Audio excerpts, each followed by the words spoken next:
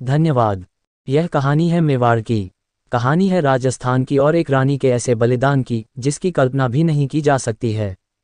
हम बात कर रहे हैं हाड़ी रानी की, जिनके बलिदान के किस्से इतिहास के पन्नों में स्वर्ण अक्षरों में अंकित हैं। उन्होंने अपनी मातृभूमि के खातिर अपना सिर कलम करने से पहले एक बार भी नहीं सोचा और खुशी खुशी अपनी बलि चढ़ा दी। हाड़ी रानी के बलिदान की कहानी सुनकर लोगों का मन विचलित हो जाता है। उन्होंने मेवाड़ के लिए जो किया उसे आज भी याद किया जाता है और लोग उनकी पूजा करते हैं। उनके महल में आज भी लोग उनकी वीरगाथा को महसूस कर सकते हैं।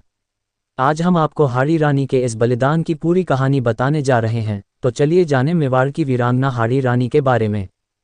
हाड़ी रानी राजस्थान के महाराज हाड़ा चौहान राजपूत की बेटी थीं।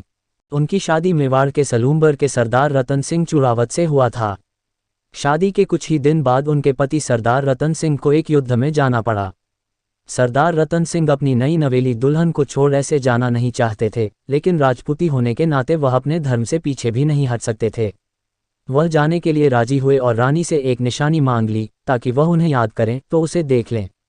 मगर रानी ने जो निशानी दी उसकी कल्पना कर पाना उनके लिए भी संभव नहीं था।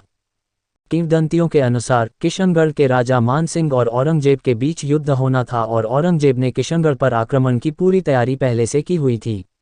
इधर मेवाड़ के राजा राज सिंह औरंगजेब को किशनगढ़ से पहले रोकना चाहते थे, इसलिए उन्होंने यह जिम्मेदारी राव रतन सिंह को सौंप दी।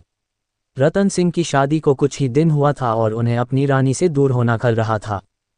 युद्ध में जाने का मन न होते हुए भी उन्हें जाना पड़ा, लेकिन जाने से पहले उन्होंने अपने सैनिक को रानी से उनकी निशानी मांगी ताकि युद्ध में उन्हें रानी की जुदाई का एहसास न हो।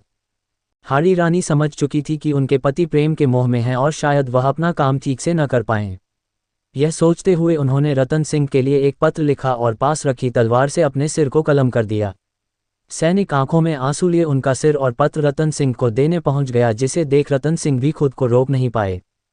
हाड़ी रानी ने अपना सिर कलम करने से पहले जो पत्र रतन सिंह के लिए लिखा था, जिसमें उन्होंने अपने पति की हौसला अफजाई की थी। हाड़ी रानी ने उन्हें युद्ध में आगे बढ़कर दुश्मनों को रोकने के लिए प्रेरित किया था। उन्होंने रतन सिंह पर पूरा विश्वास दिखाते हुए लिखा था कि वह इस काम को पूरी कुशलता से कर सकते हैं। इस पत्र को पढ़कर रतन सिंह खुद को रोक नहीं पाए और हाड़ी रानी का सिर अपने कंधे में बांधकर युद्ध के लिए तैयार हो गए।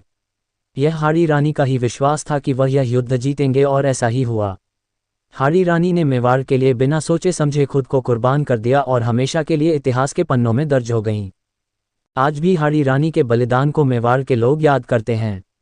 इतना ही नहीं, उनकी एक प्रतिमा भी आपको देखने को मिलेगी। सलूम्बर स्थित हाड़ी रानी महल आज आकर्षण का केंद्र है और जो भी यहाँ घूमने आता है वह इस महल की भव्यता को देख सकता है और हाड़ी रानी की कहानी का एहसास कर सकता है।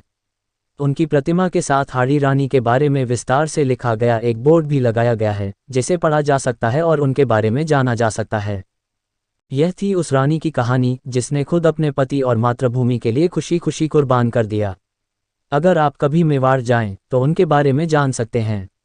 आपको यह कहानी कैसी लगी हमें ज़रूर बताएं।